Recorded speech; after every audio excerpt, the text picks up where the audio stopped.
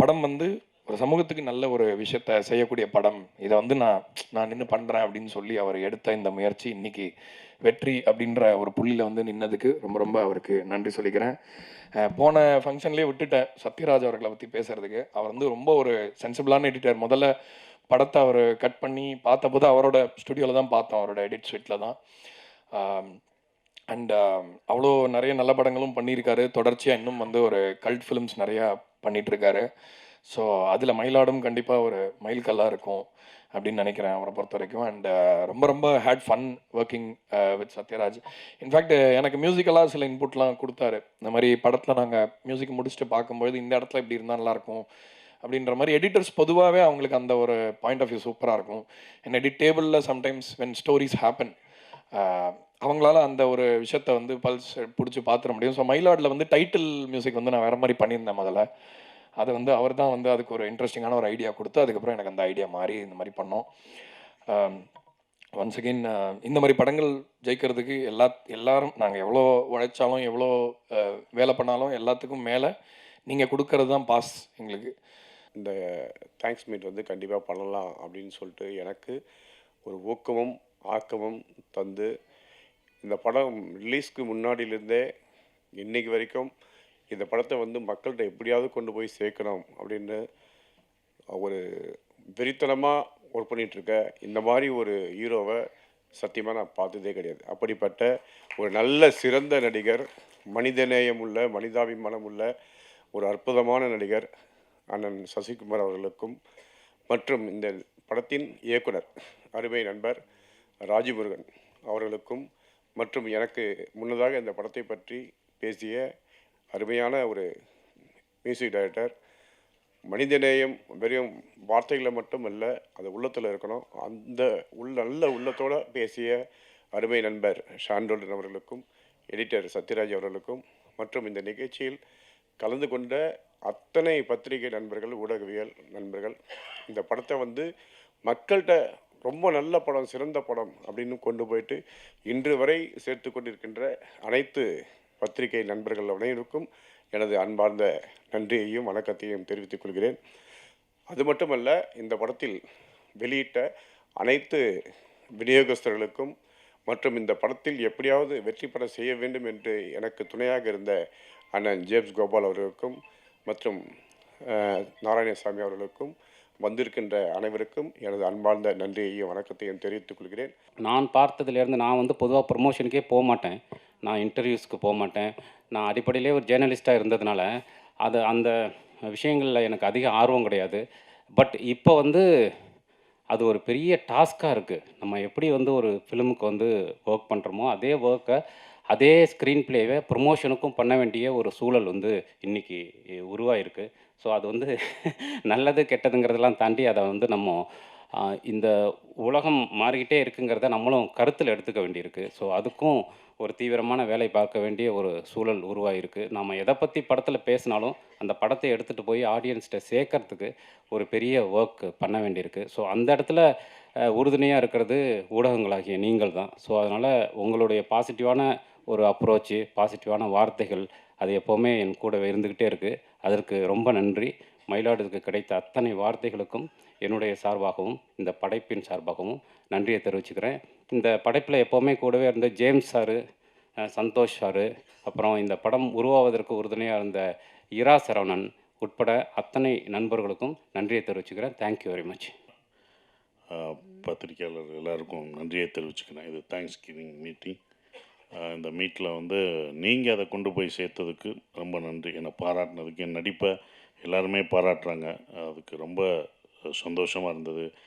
என்னோட நடிப்பு, சைத்ரா ஹீரோயின் நடிப்பு, அதுக்கப்புறம் அது குரு சோமசுந்தரம், அதில் வர்ற இன்னொரு நிறைய கேரக்டர்ஸ், சின்ன சின்ன கேரக்டர்ஸ் முதற்கொண்டு எல்லாருமே பாராட்டினீங்க. எனக்கு ரொம்ப சந்தோஷம். ஒரு நடிகராக நம்ம வந்து ஒரு என்னை அழகாக வேறு ஒரு இதாக என்னை மாற்றியிருக்காரு டைரக்டர் ராஜமுருகன் அப்படின்னும்போது சந்தோஷமாக இருந்தது. அப்புறம் இந்த படம் எப்படி போகிறது அப்படின்றது இப்போ எனக்கு ரொம்ப சந்தோஷமானது. ப்ரொடியூசர் வந்து இவ்வளோ ஒரு வார்த்தைகள் சொல்கிறது வந்து ராஜமுருகன் வந்து கொடுத்து வச்சுருக்கணும் இப்படி ஒரு ப்ரொடியூசர் நீங்கள் கிடைக்கிறதுக்கு. ஏன்னா ஒரு ப்ரொடியூசர் வந்து இது வெற்றி சார் நீங்கள் ஒன்றும் இது பண்ணாதீங்கன்னு சொல்கிற அந்த தைரியம் இருக்குது பார்த்தீங்களா, அதை தான் அவர்கிட்ட பாராட்டணும். என்றைக்கும் வந்து நான் ஏன் இறங்கி இந்த படத்துக்கு ப்ரொமோஷன் எல்லா ஊருக்கும் போனேன்னா, ஒரு நல்ல இயக்குனரும் ஒரு நல்ல ப்ரொடியூசரும் தோத்துடக்கூடாது என்றைக்கும். அது அவங்க என்றைக்கும் ஜெயிக்கணும் அப்படின்ற ஒரு விஷயம் தான். ஃபஸ்ட் டே கலெக்ஷனை பார்த்துட்டு எல்லாருமே பயந்துட்டாங்க கொஞ்சம், என்னடா அப்படின்ற ஒரு விஷயம். அப்போ எனக்கு தைரியம் இருந்தது, கண்டிப்பாக எல்லாருமே நல்லா இருக்குன்னு சொல்கிறாங்க, அதை இன்னும் கொண்டு போய் சேர்ப்பாங்கன்ட்டு. அது சனிக்கிழமையும், ஏன்னா ஒரு நல்ல படங்கள் ஸ்லோவாக அதுக்கான நேரத்தை எடுத்துக்கிறோம். ஒரு நல்ல படங்கள், ஒரு நல்ல சினிமா வந்து எப்போதும் ஒரு நேரம் அதுக்கான கொஞ்சம் டைம் எடுத்துக்கும்.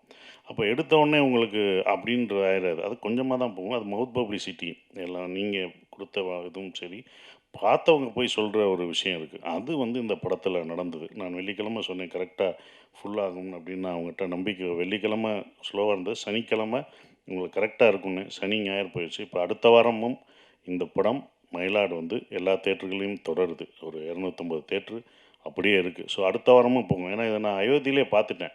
எனக்கு எங்கேருந்து வந்துச்சுன்னா தைரியம், அயோத்தியில் ஃபஸ்ட் வீக்லாம் அவ்வளோ இது போல் கொஞ்சம் ஸ்லோவாக தான் இருந்தது. அது 2வது வாரம் 3வது வாரம் தான் அதோட கலெக்ஷனை எடுத்தது. ஸோ அந்த மாதிரி இந்த படம் கண்டிப்பாக எடுக்கும்ன்ற நம்பிக்கை மக்கள் மேலே வச்சுருக்கோம், எடுக்கும். அது இன்னும் நல்லா போயிட்டுருக்கு. இப்போ வந்து அடுத்து அது போய் சேர்கிற இடத்துல போய் சேர்ந்துடும்.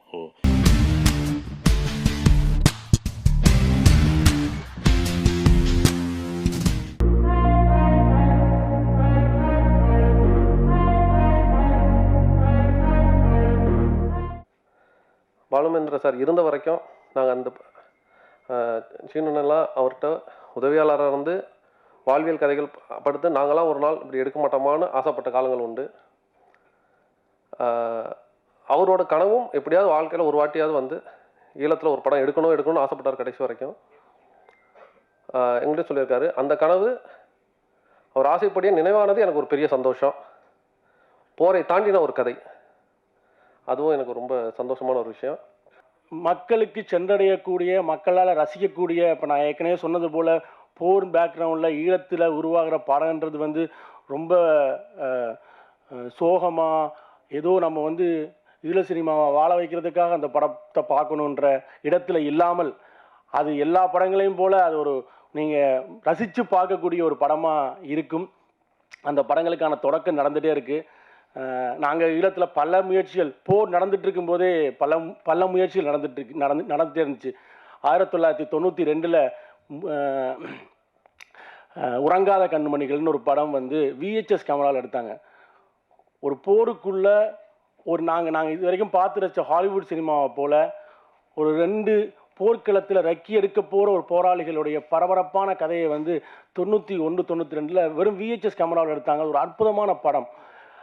ஆனால் அப்போல்லாம் எங்களால் அதை ரீச் பண்ணுறதுக்கான வாய்ப்பு கிடைக்கல. அந்த வாய்ப்பு இன்றைக்கு வந்து சாத்தியப்பட்டிருக்கு. இன்றைக்கு எங்களை கதைகளை சொல்கிறதுக்கான ஒரு களம் உருவாகி இருக்கிறது. இன்றைக்கு தமிழ் சூழலில் பயங்கரமான ஒரு வாய்ப்பு நமக்கு கிடைச்சிருக்கிறது. அந்த வாய்ப்பை நாங்கள் இறுகப்பற்றி கொண்டு அந்த வெற்றியை நோக்கி நகர்வோம் என்று நினைக்கிறோம். நன்றி, வணக்கம். நல்ல விஷயங்கள் நடந்துகிட்ருக்கு, நடக்கும். ஆனால் பயங்கர கோவக்காரர். ஒரு நாளுமே நினைக்கல அண்ணா கூட சேர்ந்து நடிவேன், வந்தால் கூட அந்த வாய்ப்பு அடியே வேணாண்டா, விட்டுறா, ஓடிடுறா அப்படிங்கிற மாதிரி இருக்கும்.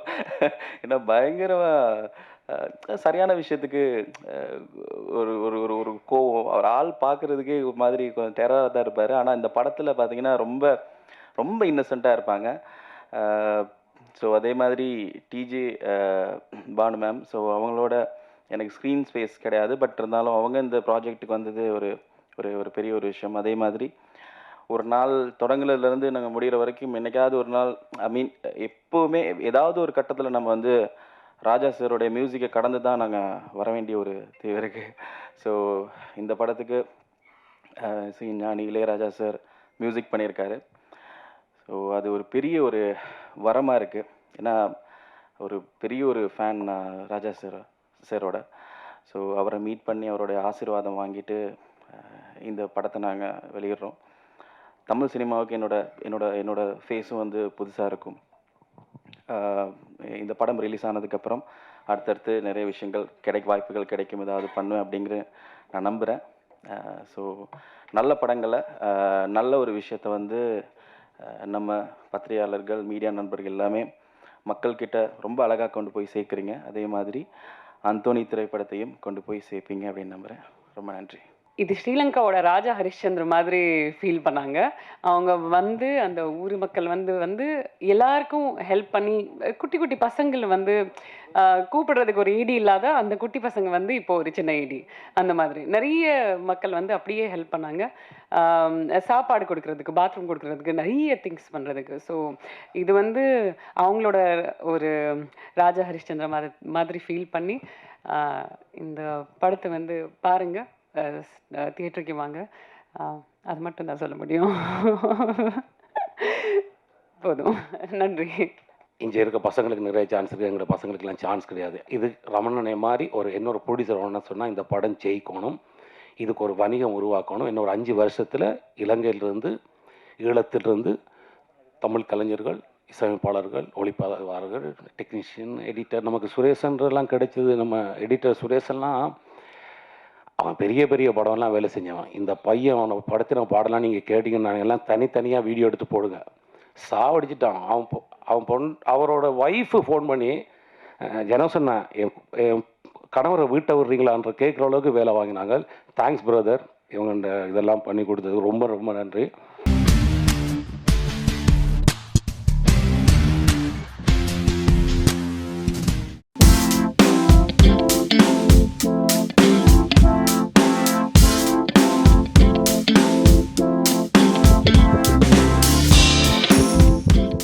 வரணுங்கிறது ஒரு பெரிய ட்ரீம். நிறைய பேருக்கு இந்த ட்ரீம் இருக்கும். இந்த கொட்டுக்காளி வந்ததுக்கப்புறம் எனக்கு ஒரு பெரிய மரியாதை கிடச்சிச்சு சினிமா இண்டஸ்ட்ரிக்குள்ளே. வெளியில் எவ்வளோ பேருக்கு என்ன தெரியும்னு தெரில, ஆனால் சினிமா இண்டஸ்ட்ரிக்குள்ளே போனதுமே கொட்டுக்காளியில் பண்ணியிருக்கோன்னு சொன்ன உடனே அவ்வளோ ஒரு ரெஸ்பெக்ட் இருக்குது எனக்கு. அந்த படம் பண்ணும்போது அது இவ்வளோ பெருசாக வரும், நம்ம ஒரு பெரிய படம் பண்ணிகிட்ருக்கோம் அப்படிலாம் நினச்சி பண்ணலை. ஒரு வாய்ப்பு கிடச்சிருக்கு, அதை யூஸ் பண்ணிக்கிறணும் அப்படின்ற ஒரு இதுதான் இருந்துச்சு. அதில் நிறைய கற்றுக்கிட்டோம், நிறைய இடத்துக்கு நாங்கள் போனோம். எங்களை வந்து வெளிநாடு வரைக்கும் தெரியுது அப்படிங்கிறது என்னால் இப்போ வரைக்கும் நம்ப முடியல. அதுக்கப்புறம் அடுத்தே இன்னொரு சர்ப்ரைஸ் மாதிரி தாய் கிழவியில் நீங்கள் இருக்கீங்கன்னு அப்போவே சொன்னாங்க. நெக்ஸ்ட்டு தாய் கிழவியில் டைரக்டர் சிவா சார், ரொம்ப தேங்க்ஸ் சார் எனக்கு இவ்வளோ பெரிய வாய்ப்பு கொடுத்ததுக்கு. இந்த ஆடிஷன் அட்டன் பண்ணும்போது எங்கள் அம்மா இருந்தாங்க. நான் இப்போ இந்த இடத்துல இருக்கப்போ என் அம்மா இல்லை. நான் இந்த இடத்துக்கு வரணும்னு அம்மா ரொம்ப ஆசைப்பட்டாங்க, ஆனால் அம்மா இப்போ இல்லை. எல்லாருக்கும் வணக்கம் சார். நானும் இது 2வது படம் தாய் கிழவியில், ஃபஸ்ட்டு படம் கொட்டுக்கால நானும் பண்ணியிருக்கேன். அண்ணன் எஸ்கேண்ணே ரொம்ப நன்றிண்ணே எனக்கு வாய்ப்பு கொடுத்ததுக்கு. ஃபஸ்ட்டு சூரியனை கூட தான் சிஸ்டராக நடிச்சிருந்தேன். இப்போ அடுத்து ராதிகா மேமுக்கு மருமகளாக பண்ணியிருக்கேன். நினைக்க முடியாத இடத்துல அது ஒரு வாய்ப்பு கிடச்சதுக்கு ரொம்ப நன்றிண்ணே எனக்கு. சிவாண்ணே ரொம்ப ரொம்ப நன்றி. இது எனக்கு தாய் கிழவியில் வந்து எனக்கு விக்கி அண்ணன் தான் கூப்பிட்டு உங்களுக்கு என் ஃப்ரெண்டு பண்ணுறாங்க நான் சொல்கிறேன்னு சொல்லி அண்ணன் தான் என்னை வந்து கூப்பிட்டு விட்டாங்க. எனக்கு ரொம்ப சந்தோஷமாக இருக்குது. இந்த இடத்துல எனக்கு என்ன பேசுகிறதுனே தெரியலண்ணே. ரொம்ப நன்றிண்ணே.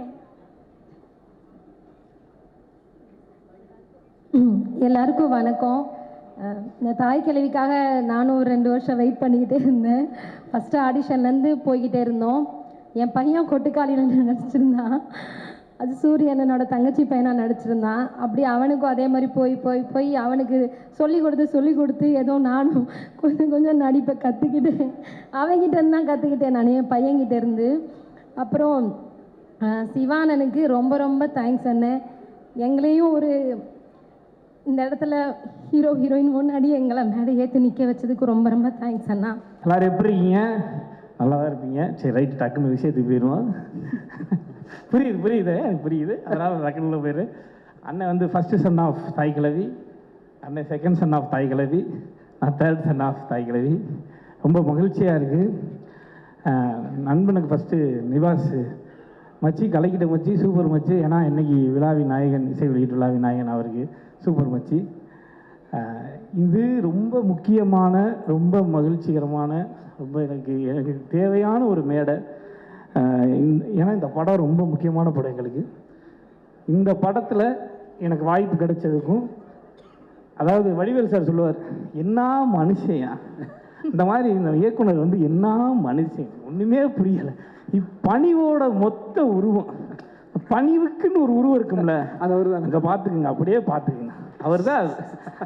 அதாவது அறிமுகமாகும்போது ஒரு பணிவில் இருந்தாப்புல, படப்பிடிப்பு போகும்போது இன்னும் பணிவாயிட்டாப்புல, பணிவு கூடிக்கிட்டே போகுது. இப்போ படம் ரிலீஸுக்கெல்லாம் என்ன எனக்கு நாளைக்கு சக்ஸஸ் ஆயிரும், அவார்டுக்கெல்லாம் போவாரா மாட்டாரான்னு தெரியல, அந்தளவுக்கு பணிவு. ரொம்ப சொல்லப்பட வேண்டிய கதைகளில், ரொம்ப முக்கியமான கதைகளில் நீங்கள் உள்ளே இருக்கிறது எனக்கு ரொம்ப பெரிய சந்தோஷம். அது வந்து it means so much to me. அது பெரிய ஹோப்பும் கூட. Thank you so much. Thank you Kalai sir, thank you Sudhan sir, thank you so much for this opportunity. And இது ரொம்ப பெருசாக கொண்டு போகிறீங்க, எனக்கு ரொம்ப ரொம்ப சந்தோஷம். Thank you everyone. ரொம்ப சந்தோஷம் நீங்கள் இப்படி கேரக்டர் எடுத்து நடித்ததுக்கு. ரொம்ப வாழ்த்துக்கள் மேடம். ரொம்ப ரொம்ப நன்றி மேடம். கலைஞர் அத்தனை பேர்த்துக்கும் எல்லாத்துக்கும் ரொம்ப ரொம்ப நன்றி. சூப்பராக பண்ணிருந்தீங்க. தாசன்யா ரொம்ப பிரமாதமாக பண்ணிருந்தீங்க.